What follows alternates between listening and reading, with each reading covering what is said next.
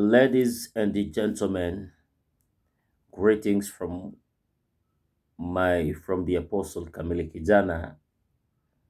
Apostle Kamili Kijana today greets you all and welcome to the happenings and the analyzation of what is happening today in our country, Kenya, and the rest of the world. But today, I am a sad man, as a man who goes to church, as a man who knows Christ and all that. Uh, it is very unfortunate today that our Kenyans are not happy at all,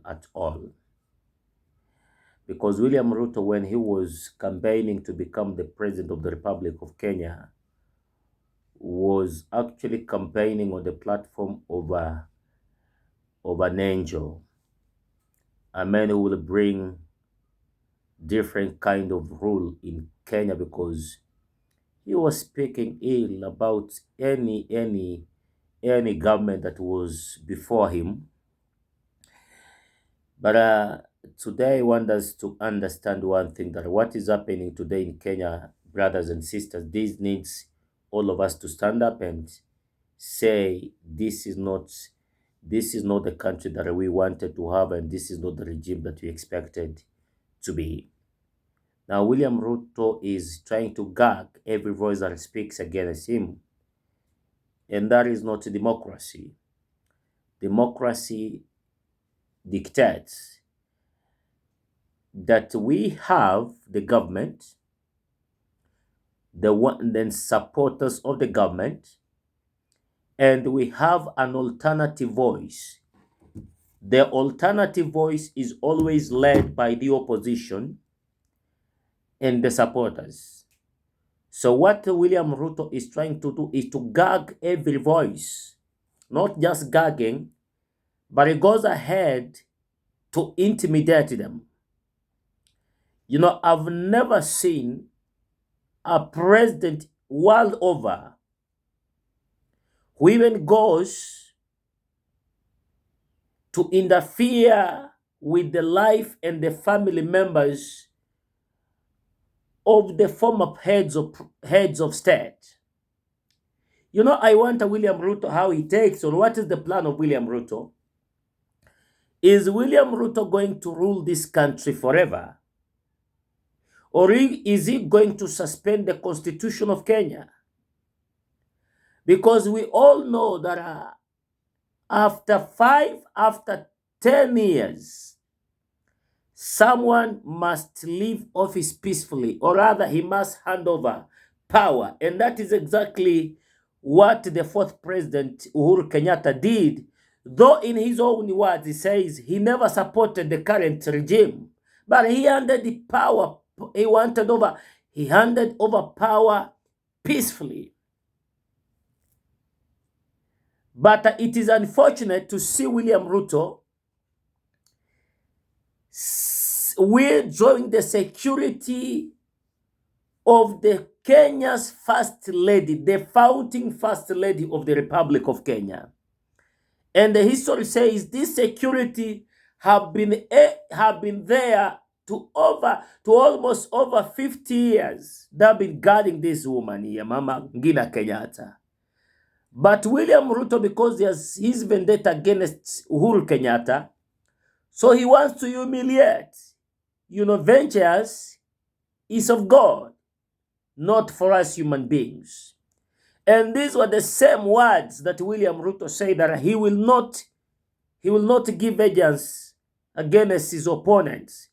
But William Ruto preaches water and he drinks wine. This is very serious. We want to stand up. Just imagine. He goes ahead and arrests people. The massacre that is happening in Luo Nyanza. The arrests of people, the leaders associated to Azimio. No at all. Now you go to a woman. There is this woman who is a blogger. She's called Pauline Njoroge. So you arrest Pauline Njoroge.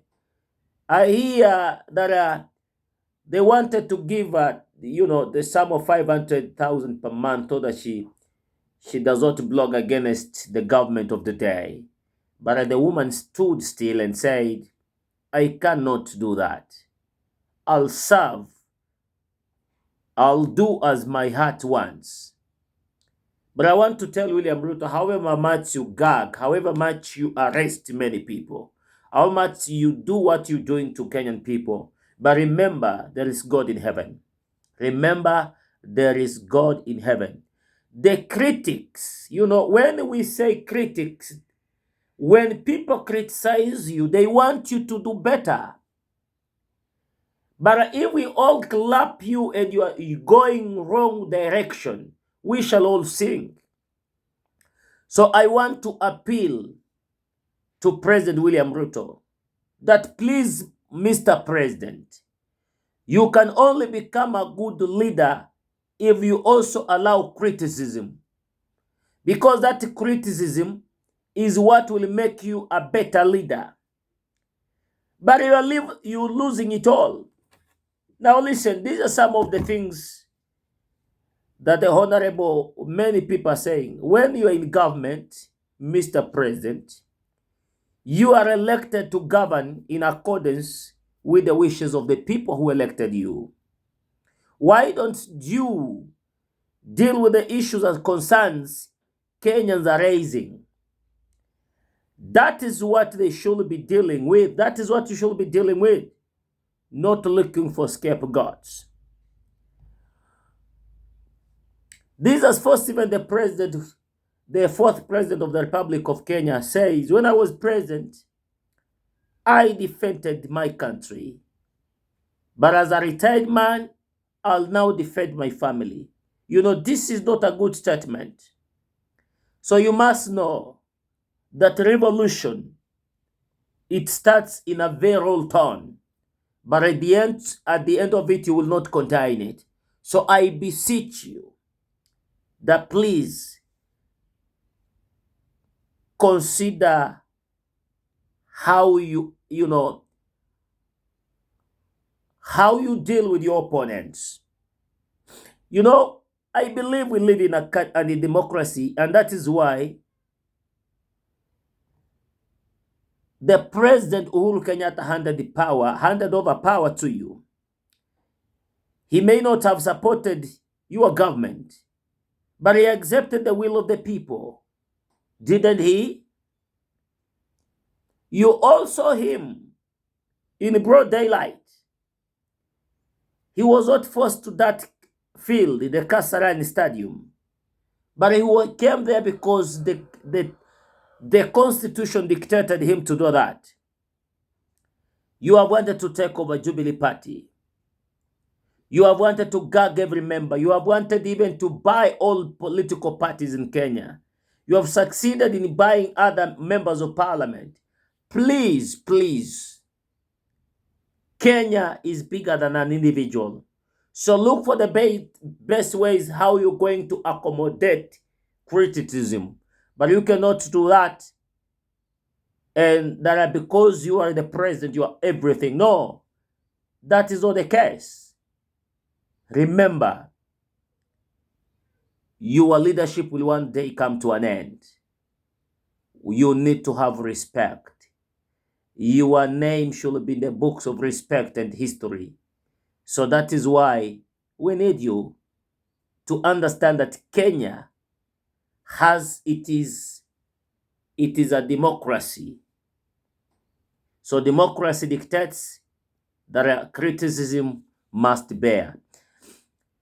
So before I end, maybe you are watching this video for your first time, please make sure you take a second or two, click that subscribe button so that next time we produce a video like this, you will be automatically notified. And to the subscribers, I want to continue thanking you guys. May God bless you for me, because without you, I could not be here where we are. Thank you so much and have a good day.